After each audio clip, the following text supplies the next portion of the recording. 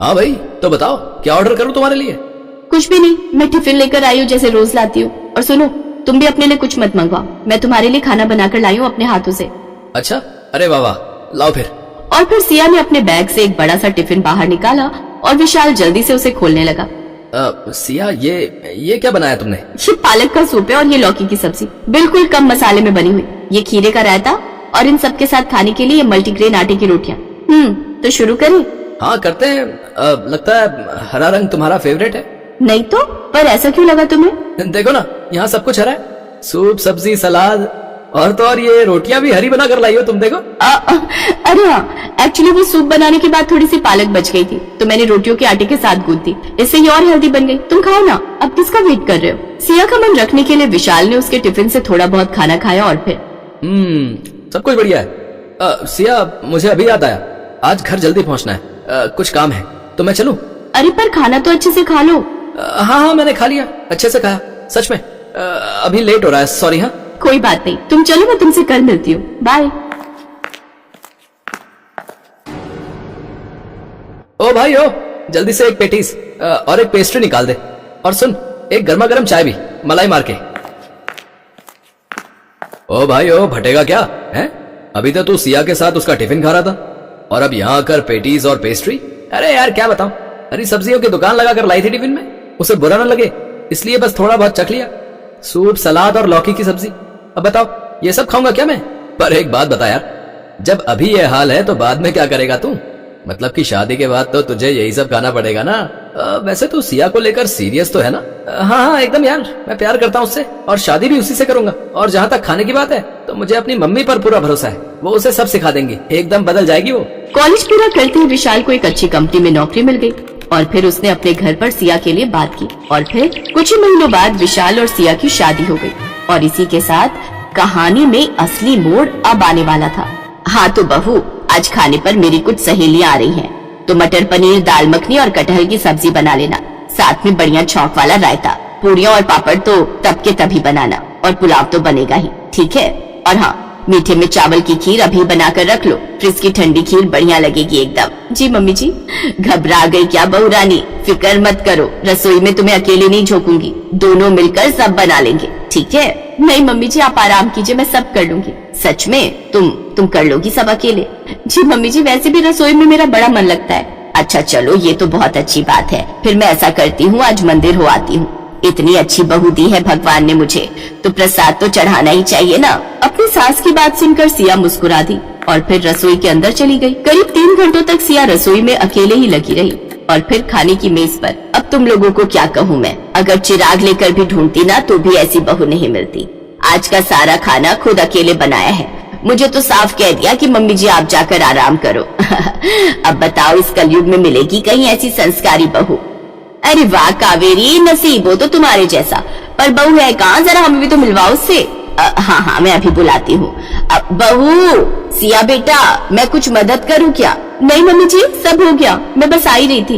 ये कहते हुए सिया ने डाइनिंग टेबल पर एक बड़ा सा बर्तन रख दिया, जिसे देखकर सामने बैठी कावेरी की सहेली ने कहा, बस खाने में यही है क्या? नहीं आंटी जी, ये तो स्टार्टर है, मैंने पालक का गर्मा गर्म सूप बनाया है आप सबके लिए। ये कहकर सिया ने सबके सामने पालक का सूप परोसा, जिसे देखकर उसकी सास कावेरी की भौहें तन गई। लेकिन बाकी मेहमानों को बड़ी चाव से सूप पीता देख वो चुप रही। सूप तो बढ़िया है। हाँ, अब बाकी का खाना भी ले आओ, अब इस सूप से थोड़े पेट भरेगा सबका। जी मम्मी जी, बस अभी लेकर आई। सिया फौरन रसोई में गई और कुछ और बर्तन साथ लेकर लौटी। उसने जैसे खाने के बर्तन खोले तो खाना देखकर कावेरी ने सिया से कहा, बहू ये क्या बनाया है? गर्मा गर्म इडली सांभर है, ताजे नारियल की चटनी के साथ। ये तो मैं पहली बार खाऊंगी। अब ये है ना सांभर? अरे लगता है घर की सारी सब्जियां उठाकर डाल दी इसमें तो तुमने। जी, और इसीलिए तो ये डिश इतनी हेल्दी है, लेस ऑयल बट न्यूट्रिशन से भरपूर, और इसके साथ हरी चटनी और ताजा सलाद भी है। सिया खाना परोसते हुए बहुत खुश थी, लेकिन सामने बैठी कावेरी का खून जल रहा था। सिया ने उसकी बताई एक भी डिश नहीं बनाई थी, लेकिन मेहमानों के सामने वो सिया से कुछ नहीं कह पा रही थी। फिर कुछ देर बाद, अब बहू जाओ, अब जाकर फ्रिज से सबके लिए खीर लेकर आ जाओ। जी मम्मी जी, बस अभी लाई। चलो शुक्र है, कुछ तो बनाया है इसने ढंग का। सिया ने कुछ ही देर में सबके सामने खीर की कटोरियां लाकर रख दी, लेकिन उस खीर को देखते ही इस बार कावेरी के सब्र का बांध टूट गया। उसने गुस्से से सिया की ओर देखा और बोली, ये क्या किया बहू? खीर हरी कैसे हो गई? क्योंकि ये लौकी की खीर है मम्मी जी, और मैंने इसे नारियल के दूध में बनाया है, और उससे भी खास बात यह है कि मैंने इसमें चीनी की जगह ताजे खजूर पीस कर डाले हैं। बहू जरा 1 मिनट रसोई में चलो, अब कुछ काम है तुमसे। ये कहकर कावेरी रसोई की तरफ बढ़ गई और उसके पीछे पीछे सिया भी, और फिर रसोई में। ये क्या किया बहू? मेहमानों के सामने नाक कटा कर रखती हमारी। ये जो तुमने बनाया है ये कोई खाना है? अरे अगर तुमसे नहीं हो रहा था तो मुझे कह देती, मैं सब कर लेती ना, या फिर बाहर से मंगवा लेती खाना। अब बताओ, वैसे ही इन औरतों की 4 गज लंबी जुबान है, और इस सब के बाद तो ये सब की सब सुना सुना कर जान ही ले लेंगी मेरी। कावेरी सिया को सुनाई जा रही थी और सिया चुपचाप सिर झुकाए सब सुन रही थी। तभी डाइनिंग हॉल से आवाज आई, कावेरी अब आ भी जाओ भाई। हाँ बस आ गई। कावेरी ने गुस्से से सिया को घूरा और फिर पैर पटकते हुए रसोई से बाहर चली आई।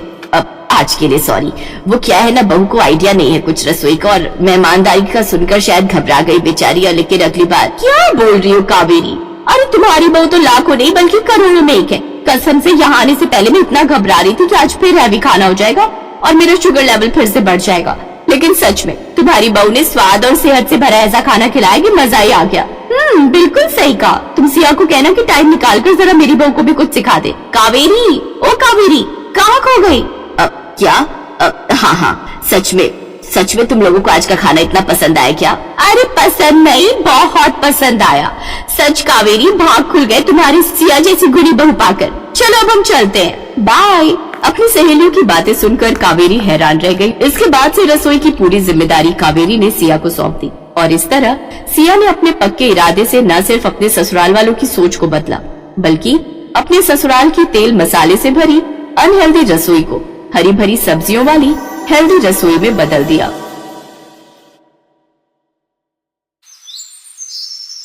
पूर्वी की माँ शांति घरों में सफाई बर्तन का काम करती थी। पूर्वी जब साल भर की थी तभी उसके पिता ने दूसरी शादी कर ली और पूर्वी को उसकी माँ के साथ घर से निकाल दिया। उसके बाद से शांति ही खुद से मेहनत करके अपनी बेटी पूर्वी को पाल पोस रही थी। थोड़े बहुत पैसे जोड़कर शांति ने पास के एक स्कूल में पूर्वी का दाखिला करवा दिया। भाभी जी, कोई पुराना स्कूल का बस्ता और रोटी का डिब्बा रखा हो तो आप मुझे दे देना। वो मैंने पूर्वी का दाखिला स्कूल में करवा दिया है, कल से वो स्कूल जाएगी। हाँ, दीक्षा का एक बैग रखा है, वो लेती जाना। रोटी का डिब्बा, वो जो लंच बॉक्स है ना लाल वाला, वो ले ले। ठीक है भाभी जी, बहुत बहुत शुक्रिया। शांति जहाँ काम करती थी वहाँ से उसने बस्ता और रोटी का टिफिन ले लिया। वो स्कूल का बस्ता और रोटी का डिब्बा लेकर घर पहुँची तो पूर्वी की खुशी का ठिकाना नहीं था। माँ, ये मेरा स्कूल बैग है, अब मैं भी स्कूल पढ़ने जाऊंगी, बहुत मजा आएगा। पता है माँ, शीतल बता रही थी जब इंटरवल होता है ना तो सब बच्चे खाना खाते हैं, फिर एक साथ खेलते हैं, खूब मजा आता है। सब बच्चे रोजाना अच्छा अच्छा खाना लाते हैं, आप मुझे भी अच्छा अच्छा खाना देना। पूर्वी के चेहरे पर खुशी देखकर शांति बहुत खुश थी, पर वो जानती थी कि वो अच्छा अच्छा खाना अपनी बेटी को नहीं दे सकती। वो तो जो रूखा सूखा बनाती है वही उसके टिफिन बॉक्स में दे सकती है। अगले दिन शांति पूर्वी के लंच बॉक्स में रोटी और थोड़ी सी सब्जी रख देती है। पूर्वी स्कूल पहुंचती है। लंच टाइम में सब बच्चे अच्छा अच्छा खाना खा रहे थे। पूर्वी, चल लंच करते हैं, इंटरवल हो गया है। हाँ ठीक है, चल। शीतल, आज तू क्या लाई है लंच में? आज मैं सैंडविच लाई हूँ, और तू क्या लाई है? मेरा तो आज पुलाव खाने का मन था तो मम्मी ने आज पुलाव बना कर दिया है। और पूर्वी, तू क्या लाई है? अरे तू तो रोटी सब्जी लाई है, वो भी थोड़ी थोड़ी है, ये कोई लंच थोड़ी होता है। इतना बोरिंग। पूर्वी, ये तो तू अकेले बैठ कर खा। सभी बच्चे मिलकर खाना खा रहे थे, पर पूर्वी बिल्कुल अकेली थी। वो अपनी थोड़ी सी सब्जी और सूखी रोटी अकेले ही खा रही थी। कुछ देर के लिए वो उदास हो गई, पर उसके बाद फिर से सब बच्चों का ध्यान पढ़ाई में लग गया तो वो इस बात को भूल गई। पर अब पूर्वी रोजाना ही थोड़ी सी सब्जी और रोटी लाने लगी। अब कोई भी बच्चा उसके साथ बैठकर लंच नहीं करता था। क्या पूर्वी, तू रोजाना ही रोटी सब्जी ले आती है, तेरे घर पर कुछ और नहीं बनता है क्या? छोड़ ना, देख आज मैं कितना टेस्टी लंच लाई हूँ, इसके चक्कर में सब ठंडा हो जाएगा। पूर्वी इस बात को लेकर उदास रहती थी कि क्लास के बच्चे उसका मजाक उड़ाते हैं। सब बच्चे मेरा मजाक उड़ाते हैं, बच्चे तरह तरह के लंच लाते हैं और मैं हमेशा रोटी सब्जी लेकर जाती हूँ। पर मैं जानती हूँ माँ के पास इतने पैसे नहीं है कि वो मुझे रोजाना तरह तरह के लंच दे सके। कोई बात नहीं, मैं वही रोटी सब्जी ही ले जाऊंगी। मैं माँ को परेशान नहीं कर सकती, वो पहले ही इतना काम करके थक जाती हैं। बड़ी मुश्किल से माँ पैसे कमाती है। अगर मैंने उन्हें कहा कि मुझे रोटी सब्जी की जगह कुछ और दो तो वो मेरी वजह से परेशान हो जाएंगी। नहीं नहीं, मैं उन्हें तंग नहीं करूंगी। कुछ दिनों बाद सब बच्चे एक पिकनिक पर चिड़ियाघर घूमने जा रहे थे। पूर्वी भी बहुत खुश थी कि वो पिकनिक पर जा रही है। माँ, तुम्हें पता है हम सब बच्चे प्रिया मैम के साथ चिड़ियाघर घूमने जा रहे हैं। ये तो बहुत अच्छी बात है, पर बेटा ध्यान रखना, अपनी टीचर को बिल्कुल भी तंग मत करना, उनकी हर बात मानना। ठीक है माँ, मैं टीचर जी की हर बात मानूंगी, उन्हें कहे बिना कहीं भी नहीं जाऊंगी। अगले दिन पूर्वी अपने स्कूल के बच्चों के साथ चिड़ियाघर देखने के लिए जाती है। चिड़ियाघर शहर से बाहर था। सबने चिड़ियाघर देखा और वापसी लौटने लगे। तभी रास्ते में स्कूल की बस खराब हो गई। स्कूल की एक और बस आगे निकल गई थी। ड्राइवर मैकेनिक को लेने के लिए चला गया। उसे लौटने में काफी वक्त लग रहा था।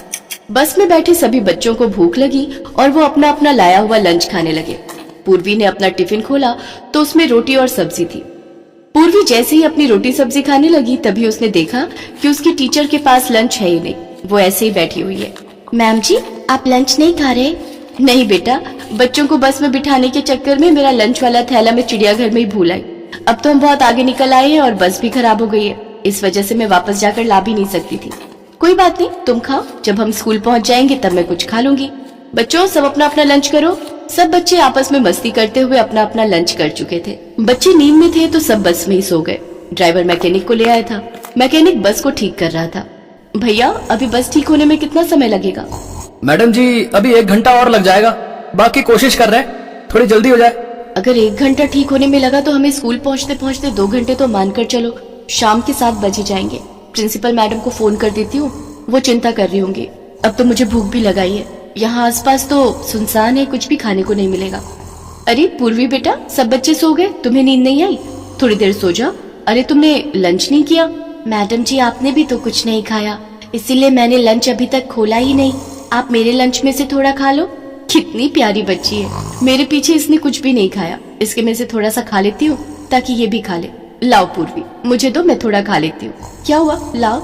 मैडम जी, मेरे पास ये रोटी सब्जी ही है, बाकी बच्चों की तरह अच्छा अच्छा खाना नहीं है। माँ कहती है जब हमारे पास बहुत सारे पैसे होंगे तब वो अच्छा अच्छा खाना लाएंगी।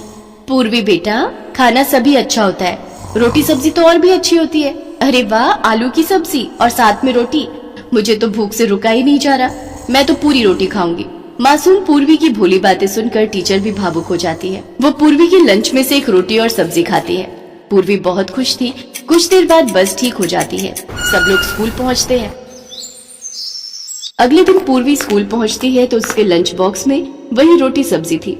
सब बच्चे फिर उस पर हंसने लगे। तभी पूर्वी की टीचर उसे अपने पास बुलाती है। पूर्वी, तुम्हारी रोटी सब्जी मुझे बहुत अच्छी लगी थी, क्या आज भी मैं तुम्हारा लंच खा सकती हूँ? जी मैम, ये लीजिए। अरे, अगर तुमने मुझे ये टिफिन दे दिया तो फिर तुम क्या खाओगी? कोई बात नहीं मैम जी, मैं घर जाकर खा लूंगी। ऐसे कैसे? एक काम करो, आज तुम मेरा लंच खा लो, ठीक है? मैम पूर्वी को अपना लंच दे रही है। हाँ, वही मैं देख रही हूँ। मैम अपना लंच कभी किसी को नहीं देती, हमसे तो उन्होंने कभी भी लंच शेयर नहीं किया। आपका लंच मैम जी? हाँ, वो आज मैंने घर पर बर्गर बनाए थे, पर मुझे तुम्हारी रोटी सब्जी इतनी पसंद आई थी कि मुझे लगा कि ये बर्गर अगर तुम खा लो और मैं तुम्हारी रोटी सब्जी। तुम्हें बर्गर पसंद है ना? बर्गर? वो तो मैंने कभी खाए ही नहीं ma'am ji. Thank you ma'am ji. Purvi की टीचर प्रिया जानती थी कि पूर्वी एक गरीब बच्ची है। वो जानती थी कि पूर्वी की माँ के पास इतने पैसे नहीं है कि वो पूर्वी को तरह तरह के व्यंजन बनाकर और खरीद कर खिला सके। इसीलिए प्रिया बहाने से पूर्वी के लिए बर्गर लाई थी ताकि पूर्वी के चेहरे पर एक नया लंच देखकर खुशी आ सके। और यही हुआ। जब पूर्वी ने टिफिन खोला तो उसमें 2 बहुत ही टेस्टी बर्गर पैक किए हुए थे। पूर्वी को बर्गर खाते हुए जो खुशी मिल रही थी, उस खुशी को देखकर टीचर प्रिया की आंखें भी थोड़ी नम हो गई। इसके बाद कभी कभी बहाने से टीचर प्रिया पूर्वी के लिए तरह तरह के खाने पीने की चीजें लाती रहती थी। एक छोटी सी प्यारी मासूम बच्ची का दिल कितना बड़ा है, ये बात प्रिया को उस दिन बस में समझ आ गई थी। इसीलिए एक टीचर होने के नाते उसने अपनी तरफ से पूरी कोशिश की कि वो भी पूर्वी के चेहरे पर खुशी ला सके। यही कोशिश कामयाब रही और पूर्वी के चेहरे पर खुशी आ गई।